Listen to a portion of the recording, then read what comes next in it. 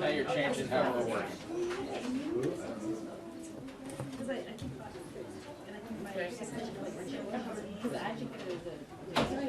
The glare is better there. It is? No.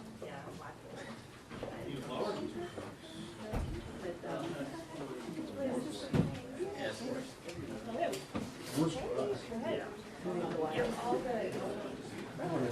I'll watch her upstairs. Oh, yeah. That's right. This is why we can't have night. Yeah. You may not point out it. I don't want to be. It is too just.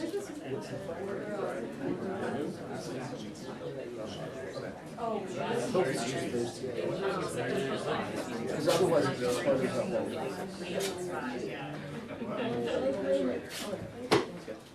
You.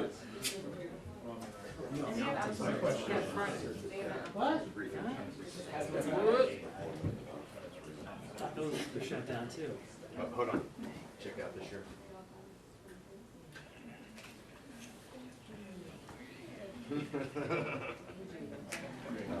All right.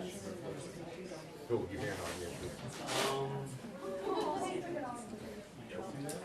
Yeah, I've seen him do it before. They cut off the hair so you can't tell how old the picture is. Check it.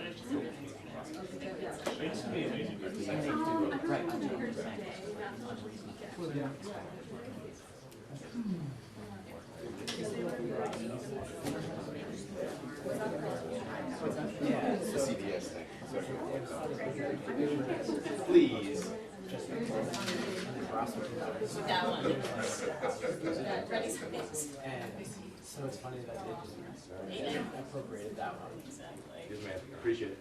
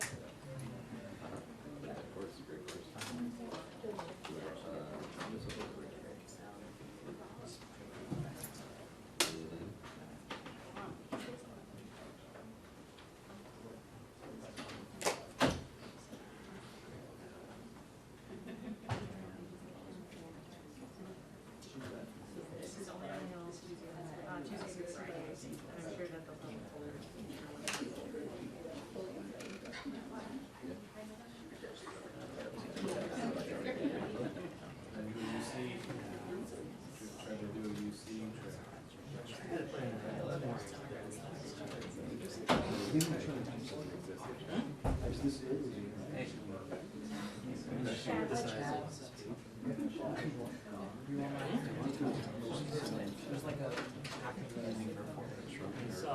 two half-time moving tours.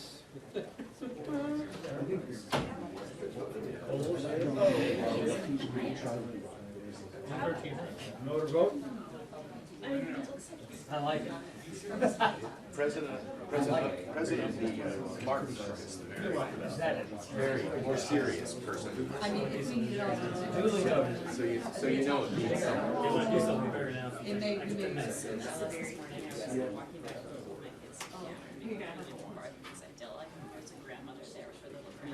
Edit this right on. Big sound. People are waiting. She left. It's probably going to be serious. It's really good eating each other today. Most of it's food. Ever since the first stuff was shut. I will show you this. I'm getting no urge to shoot seeing stuff. It's often the same location. It's like real nice yeah, I did try something. Now? I'm really hoping that now that we actually have it. Our life was. You know, there's positions for all the people. You sit a lot.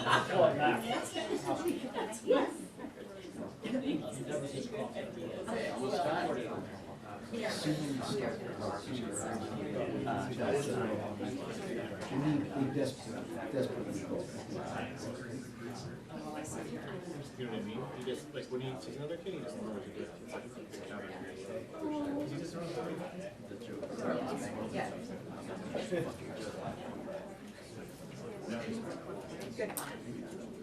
We don't have.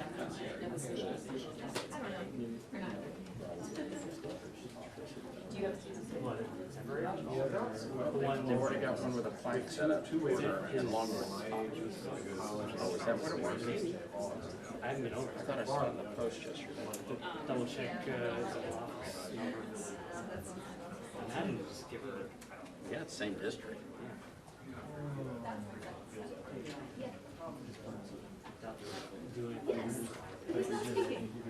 Surprise. Yes, he will be lurking.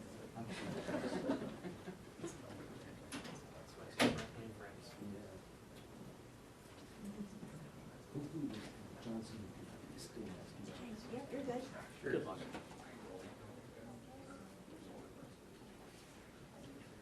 Yeah, got her name on it, but it's 1203.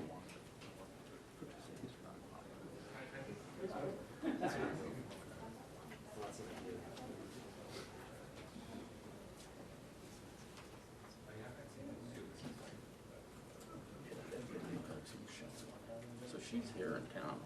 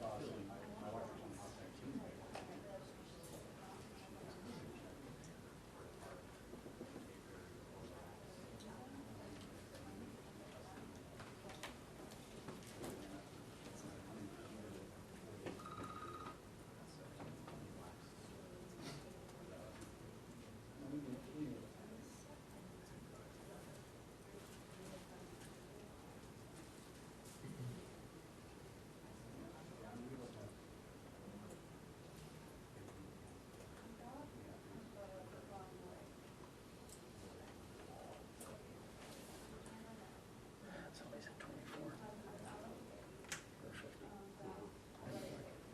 You can carry 35 on. 24 to 70 works really well.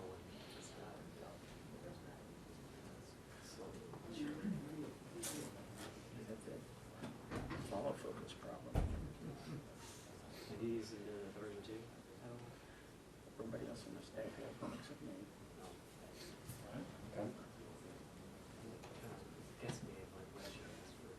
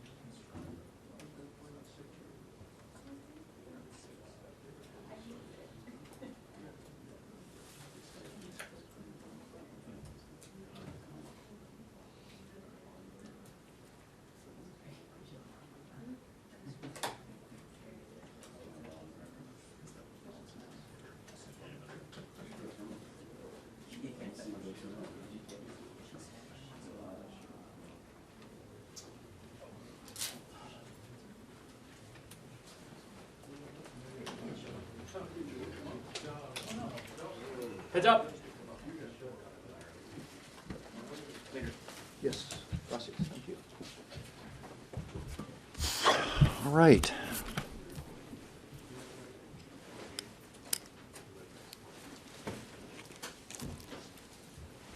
Well, good morning.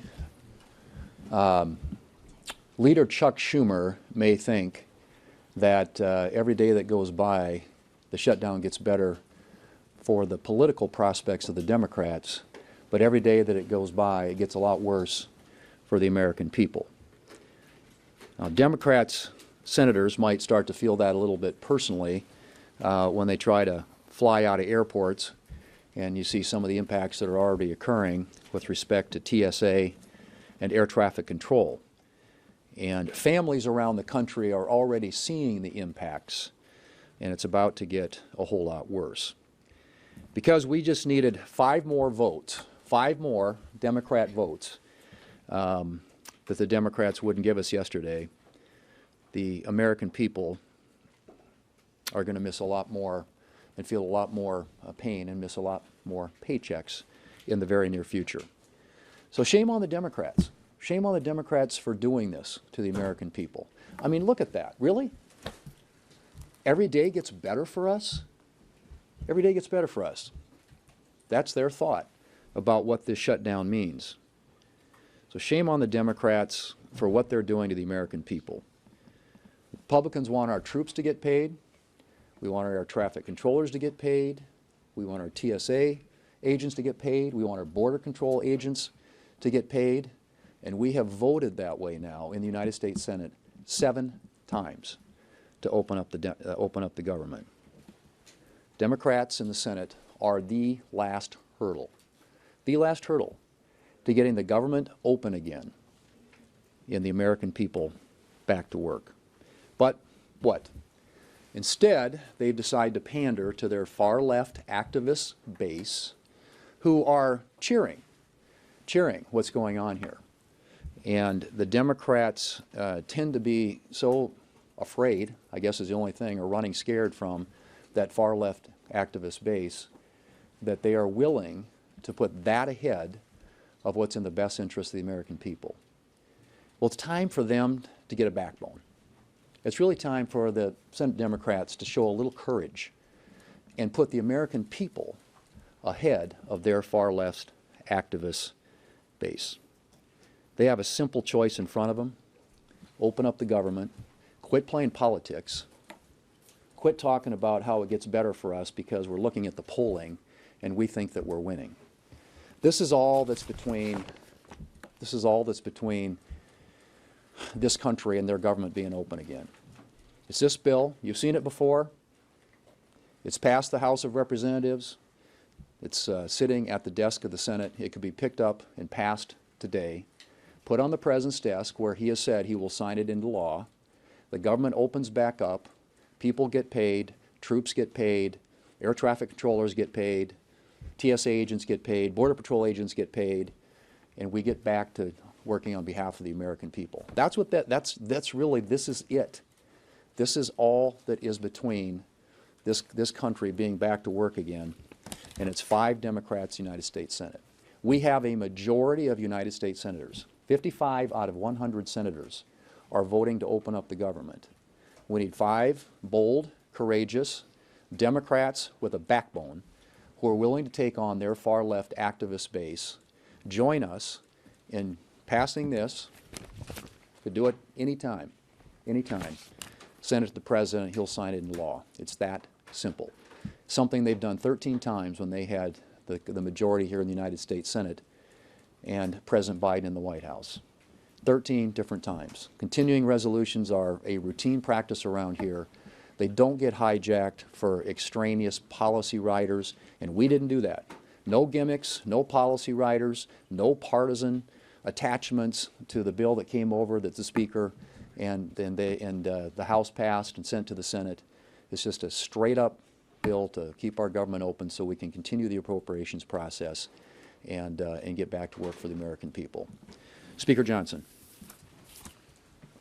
I want to thank Leader Thune for strong principled leadership over here in the Senate. They have held the line and done the right thing.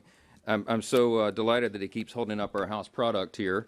Obviously, this is something we're very proud of. Why? Because it is a clean CR. And what is so historic about what's happening right now is that never in history, never before have you been able to write that a party closed the government over a clean CR. This is the first time. These political antics are frankly ridiculous, and real Americans are being hurt. In my press conference a few hours ago, many or most of you were there, and we talked about how Chuck Schumer is very clearly, and the Democrats, who are his accomplices here in the Senate, are very clearly causing pain for the American people for their own political survival. And I shared a couple of headlines. I'll share them here again. Politico yesterday, their headline, quote, "Chuck Schumer's critics are satisfied." See, he's trying to appease the radical left base of his party. That's clearly what's going on, and no one can deny it. And apparently it's having the desired effect. Here's another one. CNN reported yesterday, Democrats say even missed paychecks for U.S. troops won't be enough to end the shutdown alone. It continues. The co-founder of Indivisible, radical left group, as you know, Chuck Schumer hasn't surrendered yet. Quote, "I call that progress." David Hogg, the former DNC vice chair, too radical even for the DNC. They kicked him out. Okay, he said yesterday, "We give credit where credit is due. This is a big step up for Chuck Schumer." There was Democrat aid. This one's pretty amazing. CNN reported a few hours ago. The shutdown will last as long. This is the aide reporting on what's being said behind closed doors with the senators on the Democrat side. The shutdown will last as long as public perception is on their side, short of, quote, planes falling out of the sky. Because air traffic controllers are experiencing a shortage now, I guess. I mean, it's just absolutely stunning. The Republican Congress has voted 8 times now, once in the House, 7 times in the Senate. In fact, Lily, will you bring that up? I think visual aids are helpful sometimes because they're trying to obscure these simple facts. Okay, these are the facts. These are the dates. The Republicans in Congress have now voted 8 times to pay the troops and all other federal workers. We did it on September 19th in the House 3 weeks ago today, and now the Senate, under Leader Thune's leadership, has voted 8 times. These are the dates. September 19th they did it. September 30th. October 1st and 3rd and 6th and 8th and 9th, over and over and over. The Republicans voted to open the government and pay the troops, and the Democrats every single time voted for them not to be paid, not to pay TSA agents. If your flight's canceled today, you can blame it on the Democrats. They are the ones that are making sure that air traffic controllers have shortages. We don't want planes falling out of the sky, for heaven's sake.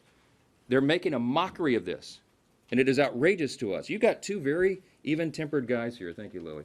You got 2 very even-tempered guys here. We don't get upset a lot. We don't get our feathers ruffled, okay? But this is so outrageous. It's so beyond the pale because real people are being hurt.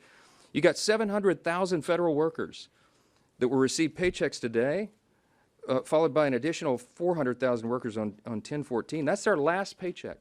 That is the last paycheck they're going to have until the Democrats reopen the government. You got 1.3 million troops, active duty soldiers and airmen, sailors. They're going to miss their check on October 15th because the Democrats dug their heels in and showed that they didn't care. 8 times they have voted not to pay these people who are serving and protecting all the rest of us.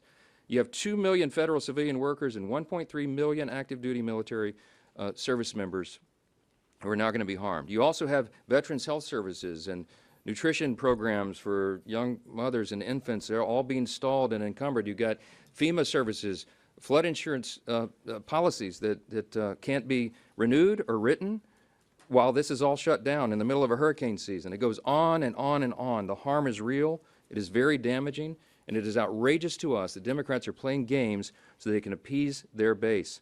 Now, we've heard, and I'll turn it back over to the leader, take some questions, but we've heard, and many of you have reported already, this Hate America rally that they have coming up for October 18th, the Antifa crowd and the pro-Hamas crowd and the Marxists, they're all going to gather on the mall. We got some House Democrats selling T-shirts for this event. It is an outrageous gathering for outrageous purposes, but the Democrats in the Senate have shown that they're afraid of that crowd, that they don't want to bow, that they want to bow to them, bow the knee to them, and they don't want to take incoming from them. And so they're willing to hold the American people hostage so that they don't have to face an angry mob that's a big chunk of their base. Now, if that's a rumor, they need to come out and clarify that it's not, but that is what we are hearing is their actual motivation, and it is outrageous. All this has got to come to an end. Turn it back over to the leader. Good afternoon. 55 votes, you say. Why not go ahead and use this as an opportunity, if things are so dire, to get rid of the filibuster? Use the nuclear option. Well, that's the filibuster, as you know, supermajority requirement is something that makes the Senate the Senate. And honestly, if we had done that, there's a whole lot of bad things that could have been done by the other side. The 60 vote threshold has protected this country, and frankly, that's what I think this last election was largely about, because if the Democrats had won the majority, they probably would have tried to nuke the filibuster. And then you'd have 4 new United States senators from Puerto Rico and the District of Columbia. You'd have a packed Supreme Court. You'd have abortion on demand. A whole bunch of things that were on that laundry list. They had about 6 or 7 things that they were going to do when they nuked the filibuster. And so the filibuster protects. It's been a voice for the minority. It gives the minority a say in what happens in this country. The founders created the Senate uniquely that way for that specific reason. And so it's just really not that complicated. All it takes is a little backbone, a little courage on behalf of 5 Democrats to do what they have done and what we've done for decades when it comes to funding the government. Continuing resolutions, as we pointed out 13 different times in the last 4 years with Biden in the White House and the Democrats with the majority in the Senate, this was done. It's a routine thing. And it's just, this is outrageous what they are doing. And it is. They ought to be ashamed, because this just doesn't get done. You don't hijack the federal government to try and create $1.5 trillion in new spending, free health care for non-citizens, and you can go right down the list. I mean, this isn't even realistic. I mean, they're not serious people. And it's time they came to their senses and did the right thing for the American people. Are you feeling any pressure on the filibuster? No, nobody's pressuring. Well, there's always pressure on the filibuster, sure. Yeah. I mean, there are folks out there who think that is the way we ought to do things around here, simple majority. But I can tell you that the filibuster through the years has been something that's been a bulwark against a lot of really bad things happening to the country. Yeah. Speaker Johnson, he's suggested that a military pay bill cannot pass the Senate. Is that your understanding? Do you think a military pay bill would be blocked by Democrats? Or Well, there's do you a think you're going to try it? military pay bill right here. I mean, I just don't know what I honestly, this pays the military. And all they have to do is pick it up at the desk, give us 5 votes, and the military gets paid. Leader Thune, do you know whether Trump is going to try to move money around to pay the troops, and do you think that is something he should be doing? I suspect that they're probably going to be, pretty soon, they're going to have to do some things. I think, to their credit, the White House has now for 10 days laid off doing anything in hopes that enough Senate Democrats would come to their senses and do the right thing and fund the government. But now, now that we're getting these where people are going to start missing paychecks, this gets real. This gets real for families, a lot of military families who live paycheck to paycheck, a lot of American families who live paycheck to paycheck who are federal employees. And so I just think that the White House, my expectation is, yes, they're going to have to start making some decisions about how to move money around, which agencies and departments are going to be impacted, which programs are going to be impacted, which employees are going to be impacted. That's what a shutdown does. You put the administration and this presidency in a position where they're going to have to make some hard decisions. Yesterday you discussed, or it was reported that you discussed giving a date certain for a vote, or giving some sort of assurance that there would be a vote on a Obamacare tax credit bill. Could you talk through that, what you're thinking, and what happened there? Well, I mean, I think that the Democrats, there are some Democrats who I think are reasonable enough to know this is not a sustainable position for them, who are looking for a way to get something in this conversation that would enable them to have the issue that they say they care about here addressed. And I've said all along, I'm open to that. I think the Speaker's expressed that we get the government opened up again, and we're willing to have that conversation. Yeah, and frankly, so those are some things that I think are perhaps real possibilities, but it doesn't happen absent voting to open up the government. And so the Democrats who are interested in that sort of some sort of pathway on that need to, again, come to their senses and vote to open the government. But just to follow up on that, Mr. Leader, are you going to have any conversations over the next couple of days with Leader Schumer about that? And, you know, to Jake's point, I guess, do you feel like maybe you're getting closer to an off-ramp here? Well, I think Leader Schumer is checked out. I don't think this is going to happen. I think this is going to happen organically with enough reasonable Senate Democrats who care enough about doing the right thing for their country and not what's in the best interests of their left-wing political base to come forward and help us find a solution. And those conversations continue.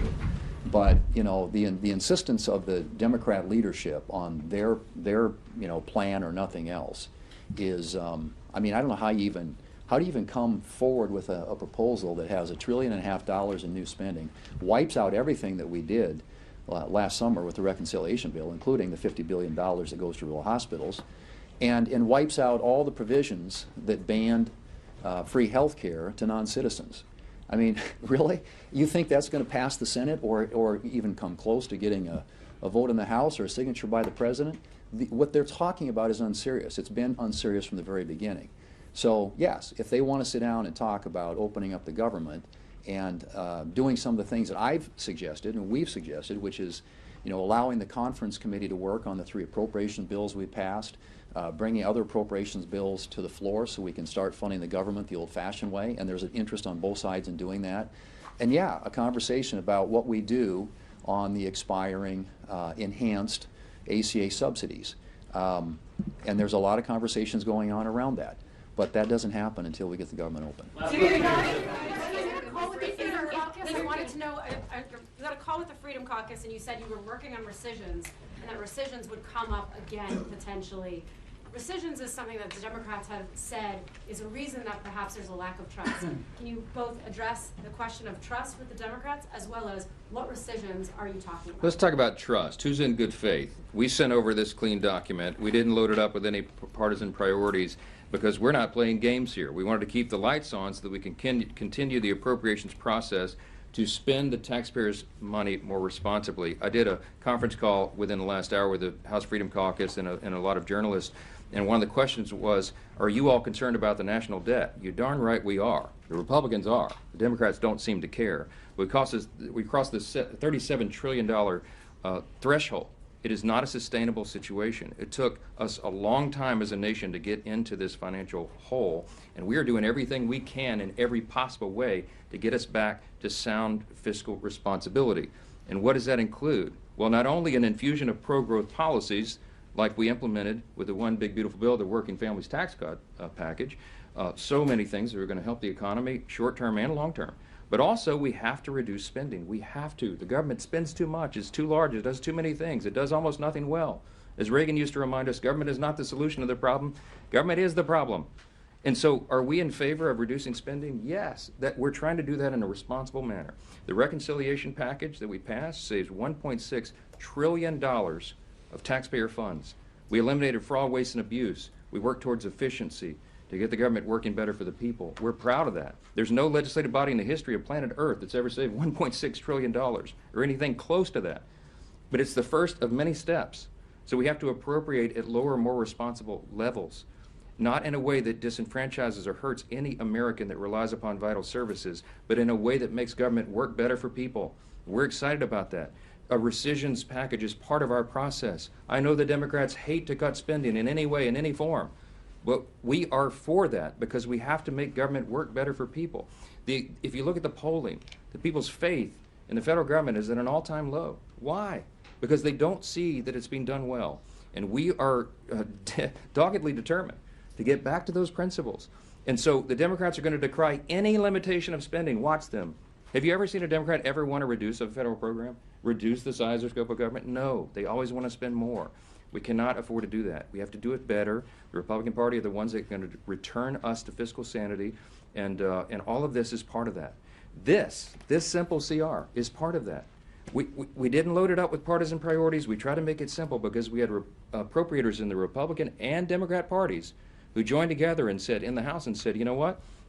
Give us 7 more weeks. Give us until November 21st. Let's keep the lights on. Very simple, clean measure, as simple as possible. Keep everything at status quo so we can work together and come to consensus to spend the taxpayers' money more responsibly. Yes, we're committed to that. Thank you. Is it appropriate for senators to be using the government shutdown and going and having campaign fundraisers?